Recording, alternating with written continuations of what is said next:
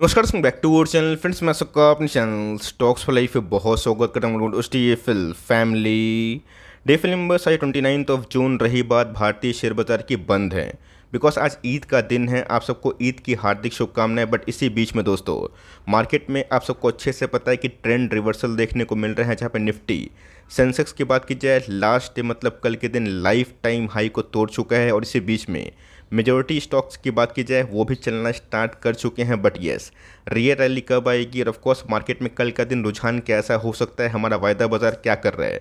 जी हाँ दोस्तों, 10 में से 7 से 8 लोग ना यही गलती करते हैं जब इंडेक्स लेवल में ब्रेकआउट होता है या फिर इंडेक्स लेवल में ब्रेकडाउन होता है। तो इसी बीच में गैस अभी के टाइम क्या रिपोर्ट हमें देखने को मिल रही है और इस कंडीशन को कैसे प्ले करना है। निफ्टी के टारगेट्स की बात की जाए तो बहुत लोग अब 20,000 21,000 के बारे में डिस्कस करना स्टार्ट कर दिए हैं। जैसा कि हमने कल फिबोनाची पैटर्न के ऊपर वीडियो बना के आप सबको निफ्टी का जो नेक्स्ट टारगेट है 8 से 10 महीना का दिया था, तो फटाफट डिस्कस करेंगे। अपनी अनबायस्ड कमेंट्री एज यूजुअल ज़रूर सामने रखूंगा। चैनल फर्स्ट टाइम होंगे सब्सक्राइब कर सकते हैं इस तरह की क्वालिटी कंटेंट को सबसे पहले एक्सेस करने के लिए। Now without dealing any for time, let's begin.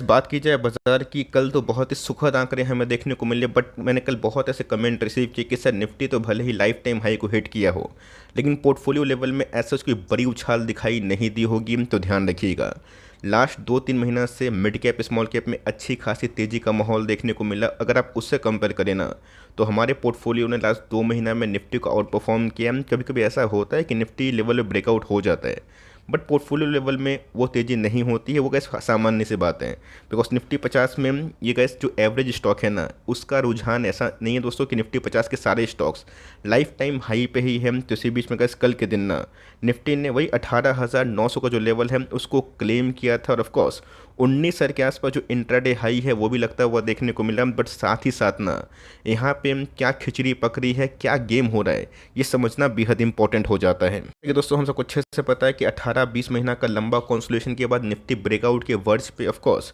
Breakout दे चुका है। लेकिन इस निफ्टी को दोस्तों अभी भी 19,200 का लेवल ये तोड़ना बेहद इंपॉर्टेंट है। वो सस्टेन करेगा तो ही जो फर्दर आउटलुक है उसमें चेंजेस हमें देखने को मिलेंगे। बिकॉज आप सबको अच्छे से पता है कि बीच बीच में ना ब्रेकआउट की संभावना हुई थी और हुई भी थी ब्रेकआउट, लेकिन फिर से वो बाजार के गिरने के बाद कुछ नेगेटिव न्यूज़ के बाद वो गिरा था। तो हमें कहीं दोनों साइड से ना अलर्ट होने की आवश्यकता है। ऐसा नहीं है कि निफ्टी गिर रहे हैं तो पूरा गिर गिर के 12,000 आ जाएगा और निफ्टी भाग रहा है तो सडन स्पाइक अप होकर 20, 25, 30 चला जाएगा।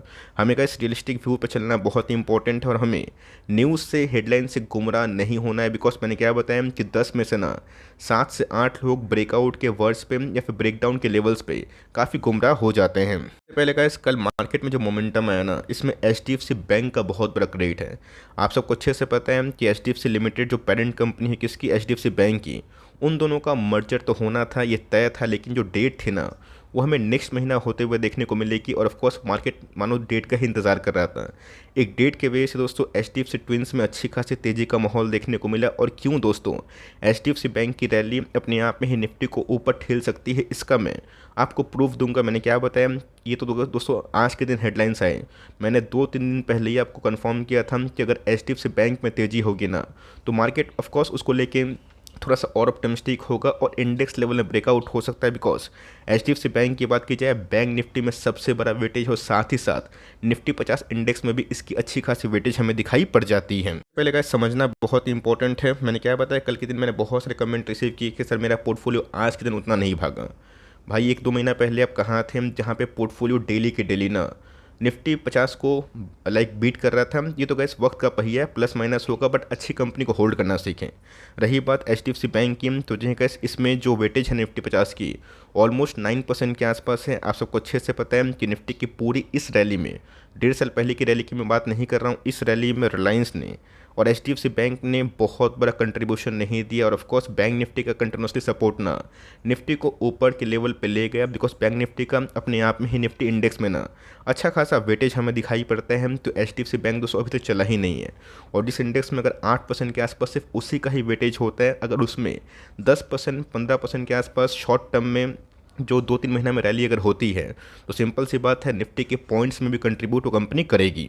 देखें तो सिर्फ बैंक निफ्टी में गैस एचडीएफसी बैंक का ना जो वेटेज है 27% के आसपास है। इसके पहले गैस मैंने बुलिश कमेंट्री ना आईसीआईसीआई बैंक को लेके दी थी जब इसका भाव 300, 350, 400, 500, इवन 600 के आसपास था, और हर एक लेवल में पैसे बनते हुए देखने को मिले। बट आपने देखा कि लास्ट जो 10 दिन 15 दिन की जो रैली हुई है ना, खासकर एक वीक की जो रैली हुई है, उसमें सिर्फ और सिर्फ एचडीएफसी बैंक परफॉर्म कर रहे हैं।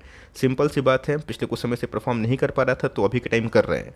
और ऑफकोर्स अगर बैंक निफ्टी में कैसे वेटेज सबसे ज़्यादा इसी का है, 1/4 मतलब 25% से ऊपर, तो इसकी कुछ भी रैली ऑफकोर्स बैंक निफ्टी को ट्रिगर करेगी, और बैंक निफ्टी भागेगा तो निफ्टी को भी लेके भाग सकता है। इसी के साथ अगर आप देखिए तो लाइफ टाइम हाई के जस्ट करीब हमें देखने को मिल रहा है। मैंने क्या बताया दोस्तों कि एचडीएफसी बैंक में ना जो अर्निंग्स का ब्रेकआउट है वो हमें देखने को मिल रहा है। ध्यान रखिए, स्टॉक प्राइस को अगर आप हमेशा फॉलो करेंगे ना, वही एग्जांपल होगा आईटीसी, टाटा मोटर्स और वेरियस जगह पे, जहाँ पे एक समय तो अर्निंग्स में सुधार आना स्टार्ट हुआ था, बट प्राइस नहीं भाग रहा था। आज दोस्तों इतिहास गवाह है कि 2 साल में दोनों कंपनी ने कैसा परफॉर्म किया। तो ऑफकोर्स पहले दोस्तों अगर अर्निंग में ब्रेकआउट होता है, प्राइस ब्रेकआउट नहीं होता है, इन्वेस्टर उसको लेके थोड़ा सा चिंतित रहते हैं कि प्राइस क्यों नहीं भाग रहे हैं। बट जो कंपनी भागती है तो अच्छा खासा रिवॉर्डिंग मशीन बन सकती है। तो ध्यान रखिएगा, दोनों मर्ज के बाद ना H D F C of course वो डिलिस्ट हो जाएगा, और उसके जगह एक नया प्लेयर निफ्टी 50 में आएगा। लेकिन डिलिस्ट होने के बाद ना H D F C bank और एच डी एफ सी एक सिंगल एंटिटी बनेंगी, जिसमें गैस इंडेक्स जो लाइक वेटेज है उसमें भी शायद ट्रांसफ़र देखने को मिलेगा। और इसी के साथ ना एचडीएफसी जो पिछले कुछ समय से बिल्कुल परफॉर्म नहीं कर रहा, शायद ये परफॉर्म करना स्टार्ट करते। बीच में तो कैसे एक न्यूज़ आई थी जिसकी वजह से एचडीएफसी बैंक में बड़ी गिरावट देखने को मिली थी, बट सारा जो रिकवरी है हमें चंद दिनों में देखने को मिल रहे हैं। तो ध्यान रखिएगा, ये चलना बाजार के लिए बेहद इंपॉर्टेंट है। अगर हम लोग कल्पना कर रहे हैं कि निफ्टी को 19,520 के आसपास दर्शन करवाने का, उसमें दोस्तों बैंक निफ्टी में एचडीएफसी बैंक का चलना और ऑफकोर्स रिलायंस का चलना बेहद इंपॉर्टेंट हो जाता है। दोस्तों मैंने क्या बताया कि ये सब हेडलाइंस है ना, आपको बिल्कुल भी गुमराह नहीं होना है। मैंने क्या बताया कि किसी का प्रेडिक्शन 100% राइट नहीं होता है, मेरा भी नहीं होता है। क्या बात है, क्या आपका होता है? क्या बड़े बड़े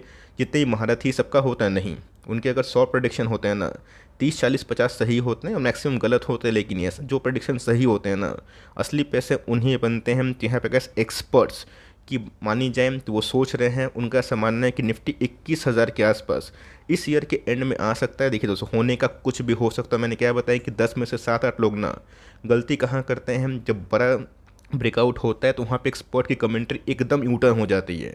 और जो एक्सपर्ट निफ्टी को 15,000, 14,000 के आसपास बोल रहे थे ना, वो 21,000, 22,000 के आसपास टारगेट देना स्टार्ट कर देते हैं। तो ये सब टारगेट से ना बिल्कुल भी गुमराह मत होइएगा। मैं दिखाऊंगा कि कैसे बड़े बड़े महारथी लोग का टारगेट फेल हुआ। मैं अपनी बात तो छोड़िए दोस्तों, बड़े बड़े एक्सपर्ट जो कि बात की जाए ग्लोबल ब्रोकरेजेस हैं, उनकी भी कल्पना गलत होते हुए देखने को मिली। तो मोटा मोटी कैसे इस हेडलाइन को देख के ना बहुत लोग निवेश करेंगे, सोचेंगे कि क्विकली पैसे बनेंगे और इंडेक्स लेवल में ब्रेकआउट होगा ना, तो मिड कैप स्मॉल कैप के सिलेक्टिव स्टॉक जो कि अच्छे अर्निंग्स पेश कर रहे हैं उसमें तो और तेज़ी होगी। बट ध्यान रखिएगा, क्या ये पॉसिबल है या फिर नहीं, हम लोग दोस्तों अपना विस्डम लगा के इसको एनालिसिस करेंगे। इन कंडीशन की बात की जाए, आप सबको अच्छे से पता है कि हम लोगों ने डो जोन्स का ब्रेकआउट का वेट नहीं किया, उसके पहले ही हम लोगों ने क्या किया, ब्रेकआउट कर दिया। वो कहानी नहीं दोस्तों, गाना है आई थिंक, वो छोड़ छाड़ के इसकी सलीम की गली अनारकली डिस्को चली, वही कहानी है दोस्तों कि छोड़ छाड़ के निफ्टी अब ऑल टाइम हाई चली। तो इसी के साथ हमें समझना है कि जो ग्लोबल रैली हमें पिछले कुछ समय से देखने को मिली, इसके वजह से भारतीय बाजार का सेंटीमेंट तो सुधरा, लेकिन साथ ही साथ दोस्तों जो कॉर्पोरेट प्रॉफिट है ना, आप सबको अच्छे से पता है कि कितना ह्यूमंगस देखने को मिला।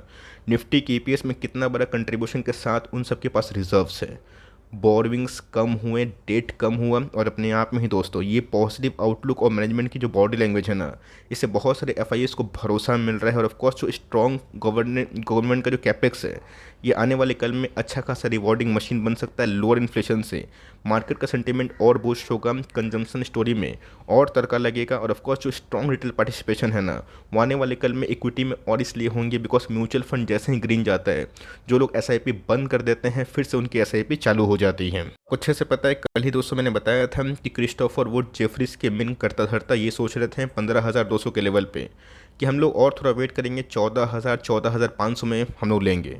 इनकी कल्पना पूरी की पूरी धाराशायी हो गई। और दोस्तों मैं इनको दोष नहीं दूंगा, बिकॉज देखिए सबकी कुछ ना कुछ मानसिकता होती है, कुछ ना कुछ व्यू होता है। बट आप हेडलाइंस देख के कोई पोजीशन को शॉर्ट करेंगे और हेडलाइंस देख के कोई पोजीशन को लॉन्ग करेंगे ना, कि जेफरीज ने बोल दिया, सीएलएसए ने बोल दिया, मॉर्गन स्टैनली ने बोल दिया, बेचो तो बेचो, खरीदो तो खरीदो, ये गलत आप हो जाएंगे। इसलिए गाइस मैंने पहले ही बताया कि निफ्टी को जहाँ जाना है वो जाएगा। शॉर्ट टर्म टारगेट छोड़ी दोस्तों, 6 महीना साल भर में ना बहुत ही उथल पुथल होता है, उछल कूद होती है। बट लॉन्ग टर्म टारगेट का फोकस करें कि 5 साल में हमारी डेमोग्राफी कैसे परफॉर्म कर रही है, 5 साल में हमारी डेमोक्रेटिक कंट्री इंडिया कैसा परफॉर्म कर रही है, उसके साथ क्या आप सहमत हैं या फिर नहीं। बिकॉज 6 महीना में साल भर में ना आपका कुछ बड़े पैसे नहीं बनते, लेकिन यस अगर आप 5 साल 7 साल 10 साल टिके रहते हैं ना, तो मार्केट में बियरिश कमेंट से और ऑफकोर्स बुलिश कमेंट से ना आपको ऐसा कोई बड़ा नुकसान नहीं होगा। की बात की जाए तो ऑफकोर्स ये वेरीफाइड डेट हमें देखने को मिल रही है। 10 जून 2022 को ये न्यूज़ आई थी, जहाँ पे बहुत लोगों ने मुझे कमेंट किया था। लास्ट ही साल की बात कर रहा हूँ, देखते देखते दोस्तों 1 साल बीत गया है ना, और हम लोगों ने बहुत सारे चैलेंजेस को ओवरकम करके ऑफकोर्स फतेह पाई। फतेह का मतलब ये नहीं होता है कि हमारे बहुत पैसे बने और बन रहे हैं।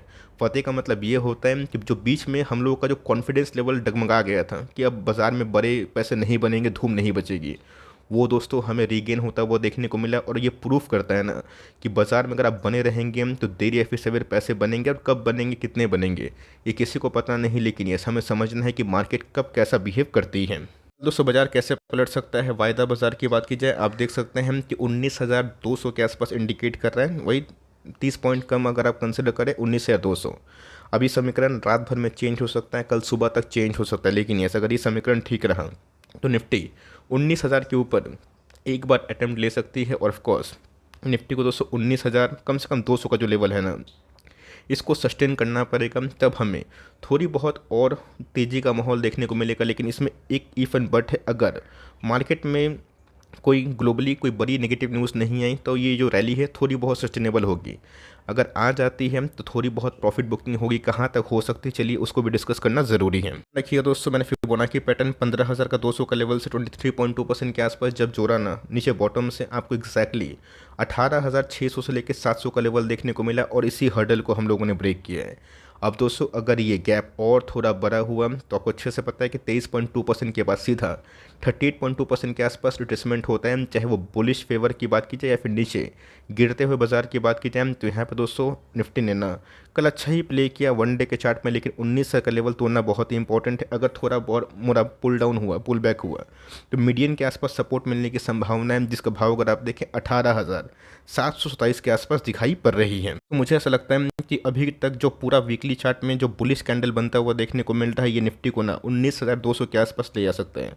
अब ये हो भी सकता है, नहीं भी हो सकता, लेकिन यस जो लोग बोल रहे हैं कि सर बबल बना, मेरे हिसाब से कोई बबल अभी तक बना नहीं है। बिकॉज अभी तक दोस्तों क्रेजी बुल मार्केट नहीं आया है, जहाँ पे लाइन से आईपीओ, लाइन से रिटेल इन्वेस्टर्स की क्वेरीज की ये करना क्या है सर, ये कहाँ पे निवेश करना है, कैसे निवेश करना है, वो जब तक नहीं होता है तो मार्केट में रैली को एंजॉय करो। मैंने क्या बताया कि टारगेट्स के हेडलाइंस को देख के ना बिल्कुल भी गुमराह मत हो जाइए। कल निफ्टी 1000 पॉइंट गिर जाएगा ना, आपको फिर से 16,000 के आसपास टारगेट्स मिलेंगे। इससे कुछ होने वाला नहीं है। लॉन्ग टर्म दोस्तों डेमोग्राफी अच्छी है, इंडिया में कंजम्पशन के संग मैन्युफैक्चरिंग का बूस्ट हो रहा है, गवर्नमेंट भी अच्छा खासा ही कैपेक्स कर रही है। अब देखते हैं हम कि इस क्वार्टर में Q1 के नंबर्स कैसे पेश होते हैं। आपका क्या पॉइंट ऑफ व्यू है, कमेंट बॉक्स में अपनी राय को रखना ना भूलिएगा। तो वीडियो अच्छी लगी तो प्लीज़ लाइक करिएगा, चैनल फर्स्ट टाइम होंगे सब्सक्राइब करके बेल आइकन को प्रेस करना भी ना भूलिएगा। तो गाइस मिलते हैं जल्दी ही, तब तक के लिए bye. Thanks for listening friends, God bless you all.